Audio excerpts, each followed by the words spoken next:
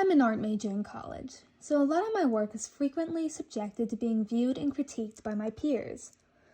A lot of my art focuses on the subject of cats, and every time, without fail, a classmate my age will ask me, "Were you a fan of warrior cats?" So what is a warrior cat's art style? How can one fandom be so prolific and intertwined that they have a unique set of artistic traits that separates them from those who draw the same or similar subject matter? Now, funnily enough, what is often identified as the warrior style isn't official. Official art often depicts realistic cats, the manga, and graphic novels being the exception. Now, while those are official instances of a more cartoony style, the style most often thought of in the broad sense of it is the fandom's style.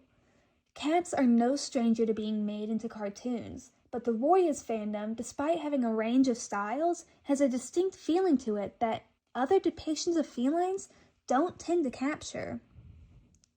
The Warriors fandom picked up steam in the late 2000s and early 2010s. This era was heavily influenced by anime and manga, which was a huge aesthetic of the early internet. If you look to SSS Warrior Cats, which is possibly the most influential Warriors fan creation, it has this look. A lot of the characters have 1 to 3 bright fur colors with simple designs. The line art is thin, the animation reminiscent of anime. But I think the most important thing when it comes to lasting effects on the fandom style is the hair. A lot of common designs at the time had this swoopy, edgy hair. They gave the cats bangs. Of course, there were a multitude of styles, including some hyper-realistic ones, but the most popular ones had this anime influence.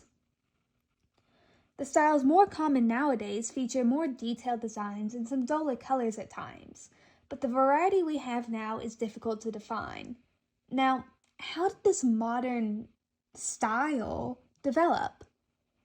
Because we have come a long, long way from 2009. Well, I'd say the biggest factor in the changes of the art style would be time and multiple animator projects, or MAPs. Hell, MAPs pretty much started in the Warriors community. Artists would come together and make a music video that showed love for their favorite series. They really started getting common around 2015 to 2018. This brought along with it a huge wave of the community sharing their designs and methods. People who hosted the more popular maps unknowingly had influence on how the community drew things. Influential artists that hosted and or participated in maps include Nifty Senpai, Dawn Mist, Whisker Moon, Ginger Ninja OO, Eighth Sun, Rose Shards, North Flowo, Sagittarius, Tennille Flowers, Owlspark, Draconator, Leopard Shimmer, aka Cheetah Z, Luixie, and so many more. You can see their effects on the common style in the time that they were popular. As the most influential people in the space at the time, other artists, be it consciously or not, would adapt part of their style into their own. The Warriors fandom works on a constant exchange of designs and art styles. It's a key component of how we interact. Even outside of maps, we do this. Take Bright Guardian Akira's Warrior Cat's art challenges, for example. She gives her Discord server, which helped me with this video, love you guys, prompts, and artists would create art based on those prompts in hopes of getting into a video. This exchange of styles is ultimately what caused us to have these common traits. Now, what separates us from people who draw cartoon cats? Anime. It's the anime. If you look at cats in Western cartoons and compare them to cats in anime, Warriors leans towards the anime more. Warriors is a Western franchise with its authors mostly being based in Europe. But it came at a time when anime and manga were getting increasingly popular in the United States. Warriors came out in 2003, a time when Western distributors began pushing anime towards a young audience after the successes of Pokemon, Dragon Ball, Sailor Moon, and more in the 90s. Spirited Away was theatrically released by Disney a year earlier. It was loved by the weird kids of society, a demographic that dominated the internet art spaces. The 2010s are when anime and manga slowly became more socially acceptable in the West, which is when the Warriors fandom truly established itself. And Warriors was and is a weird kid franchise, something the fandom embraces to this day. Now, with all that prattle about the history and influences the style had, what are its traits?